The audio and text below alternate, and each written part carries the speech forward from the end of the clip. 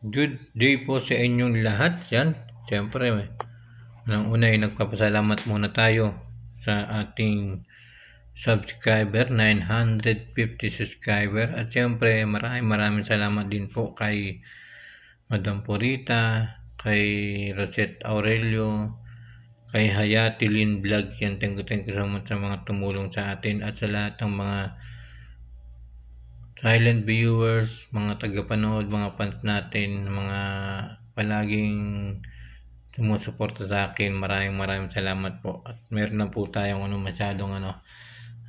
meron na akong nabalitaan yan tungkol sa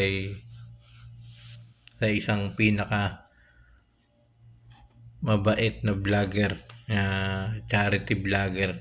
Walang iba kasi Pugong Biyahero. Yan. Namatay pala yung kaya pala nawala siya ng ilang araw. Meron pala siyang mabigat na problema. Kung naalala nyo ay noong nakarang taon ay meron siyang may namatay siyang isang kapatid. May namatay siya isang tapos ngayon ay meron na naman namatay sa kanila, yung kanyang ate. Yan, pakinggan po natin yung at nandito po yung kanyang video. Siyempre, suportahan nyo palagi si Pugong Biyahero. Yan, ito po yung kanyang mga vlog, yung mga pagtulong. Mga pagtulong sa mga nangangailangan, sa mga mahirap, mga karamihan sa mga aita. Di ba? Kaya kakalungkot yung nabalitaan natin na nangyari sa buhay ni Pugong Biyahero. Yan, namatay yung kanyang ate. Yan, panalangin po natin at humihingi po siya ng panalangin na tulong para sa kanyang ate at sa kanilang buhay. Panoorin natin yung kanyang video.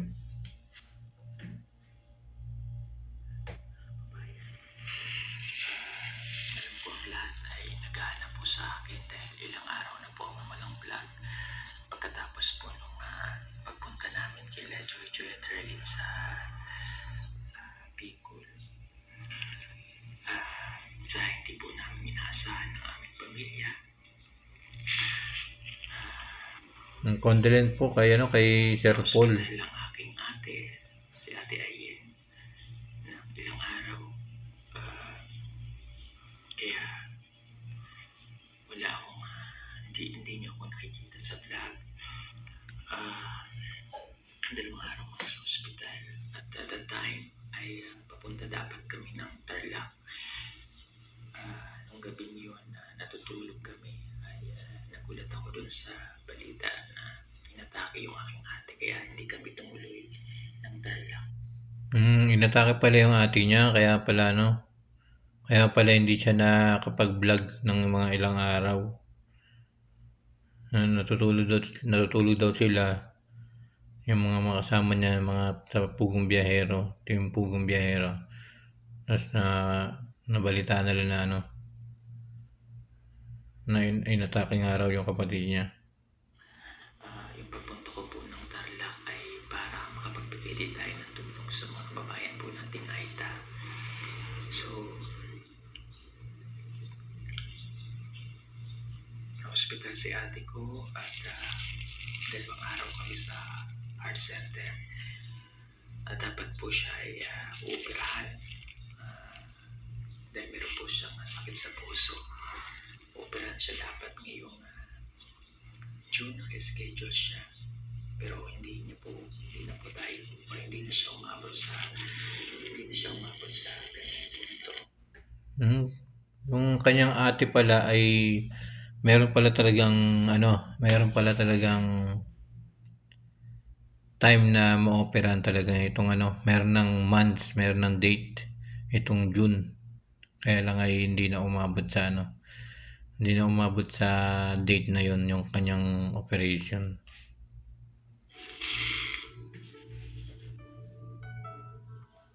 Yan mga guys, nakakayak, nakakalungkot. tulungan po natin si Pugong Biyahero na ang hiling niya po ay ipanalangin yung kanyang ate na malagpasan nila yung problema na to. Malagpasan ni Pugong Biyahero yung pangungulila sa kanyang ate na yumao dahil sa inatake sa puso.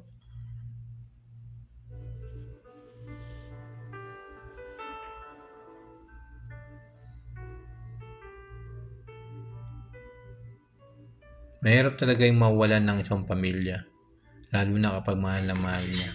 Sakit sa puso. And yung nangyari po ay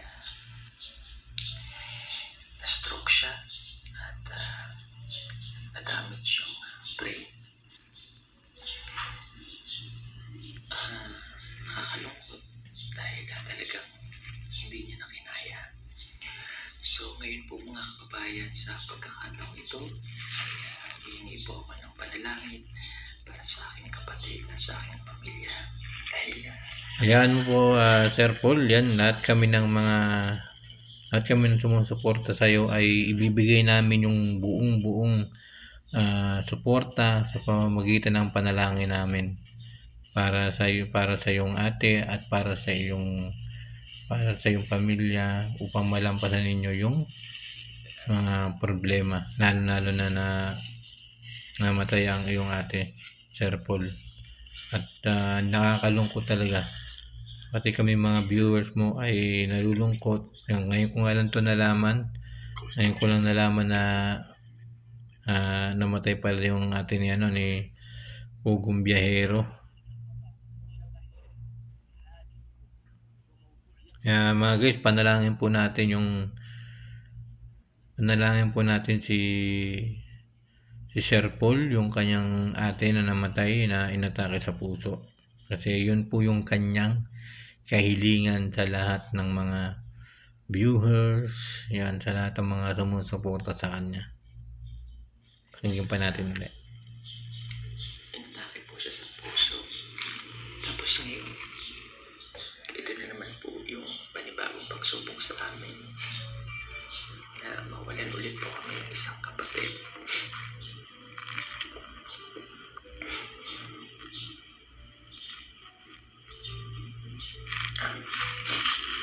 Bali, pangalawa nang nawala sa kanila. Alam ko po maraming nag-aantay, maraming nag-aabang ulit sa akin sa mga vlog.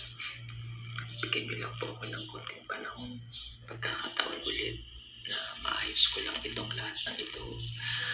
At sa susunod na mga linggo, makakabalik din naman po ako. Ngayon, sabi nga dito ni Sir Paul ay bigyan po natin siya ng ilang panahon para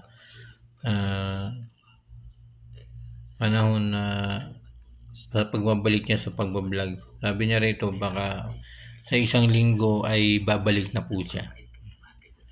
Bigyan lang po daw siya ng konting pagkakataon na makapili niya sa huling hantungan, sa huling sandal yung kanyang ate. Talagang nakakalungkot talaga. Lalo na kapag nawalan tayo ng mahal sa buhay, kapatid, di ba? Talagang nakikita ko rito kay Pugong Biyahero, kay Sir Paul, na mahal niya yung kanyang kapatid. Yung kanyang ate, mahal niya. Sobrang iyak niya rito mga guys. Sobrang iyak niya rito sa video na to. Sir Paul, condolence po sa'yo. Yan, Sir Paul, at asahan mo po yung aming mga panalangin kasi alam nyo naman, Sir Paul, lahat ng team Pugong Biyahero ay mga idol ko po yan.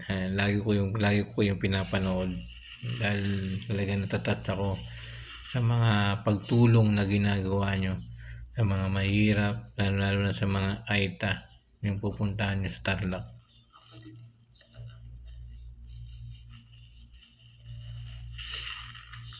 At talagang ganito ang buhay. Kailangan din natin harapin yung katotohanan at tanggapin yung nangyari. Kailangan tayong tanggapin. Mag-heal at later on, malalampas patuloy po akong gagawa ng pagtulong sa ating mga kababayan. At pumapiyahero po ay hindi naman titigil. Alam niyo mga guys, bilib na bilib talaga ako rito kay Sir Paul. Ayan. Ito yung karapat dapat na ito yung karapat dapat na maging top 1 din sa sa mga charity vlogger, si Sir Paul ng Pugong Biyahero, kasi napakabait. Napakabait niya. Talagang kahit saan man lugar yan, kahit na mataas ng bundok ay aakyatin niya. Di ba? Yung mga hindi napupunta ng mga gobyerno na lugar na pwedeng tulungan, pero siya talagang inaakit niya yan, pinupunta niya talaga para magbigay lang siya ng tulong. Kaya napakabait ni Sir Paul ng Pugong Biyahero at lahat ng mga team at lahat ng mga sponsor niya. Napakabait po talaga. Yan, siyempre kahit na masaya sila na nakikita natin, pero meron pa rin yung kalungkutan na hindi natin nakikita sa kanila. Kahit na nasa harapan sila ng camera, pero pag nasa likod siya ng camera ay meron silang mga kalungkutan. May staff naman po ako na sumasagot. Kaya din po sa page ng Pugong Biyahero, may staff din po kami sumasagot sa mga donasyon na yung mga nagpapadala minsan ng tulong sa mga kababayan po natin. At yung iba pa natin mga scholar. So, tutuwa ako kasi marami siyang na scholar ng mga estudyante, ng mga pwede mag-aaral. may bibitin dapat po tayo. Mga kabawan ulit. Pilitin ko po na maging maayos ang lahat. Bago ka lang, kayang-kami yan, Sir Paul. Kayang-kaya mo po yan. Tulungan ka namin na ipag-pray. Panalangin namin yung kapatid, yung ate, panalangin po namin na malampasan ninyo yung inyong problemang nararamdaman ngayon.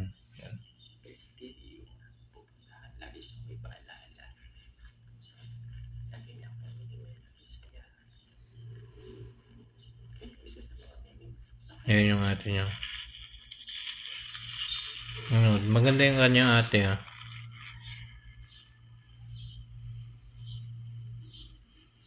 Yan, samahan po natin siya sa panalangin.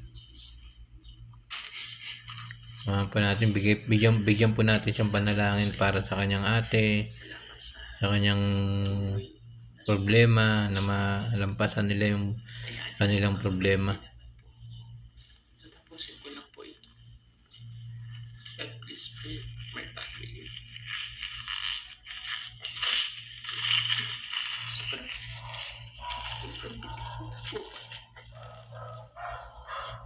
Ito ko yan po ngayon na sa video na to ay nakikita po natin talaga na mahal niya po yung kanyang ate. Sobrang sakit yung kanyang nararamdaman ngayon. Kaya sa mga nanonood ngayon, sa mga nagsusuporta kay Sir Pugong Biyahero, kay Sir Paul, suportahan po natin siya palagi, yung kanyang mga ginagawang vlogs, at ipanalangin din po natin yung kanyang ate. Panalangin po natin na malampasan niya yung kanyang mga problema sa ngayon na dinadanas niya ngayon na pagkamatay ng kanyang ate. At muli, Sir Paul, kay Pugong Biyahero, condolence po sa iyo, Sir Paul. Sana po ay malampasan mo po, Sir Paul, ang iyong problema.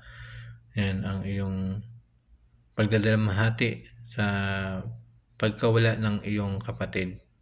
Alam namin na masakit talaga ang mawalan ng isang ate, lalo na kung mahal na mahal natin, lalo na kung kapamilya natin. Muli, Sir Paul, yan, ako po ay nakikiramay sa pagkawala ng iyong ate. Yan. Tatagal mo lang po ang iyong panalangin, para sa yung ate, at malalampasin mo din po yan yung mga problema na yan.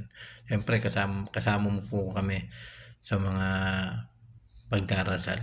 Yan. At mga guys, supportahan nyo din po paulit. Supportahan nyo din po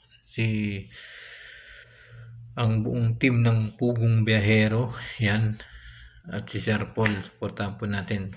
Pag-pray po natin yung kanyang, kasi meron po siyang kailangan na sana ay pag-pray po natin siya na malampasan niya ang bawat problema, bawat kalungkutan, na maging matatag siya.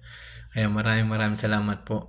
At sa mga hindi pa po nakasubscribe sa akin, subscribe na lang po, Kuya Mike CB, at pwede po kayo mag-commento and mag-like. Maraming salamat po sa inyo lahat. Thank you so much everyone.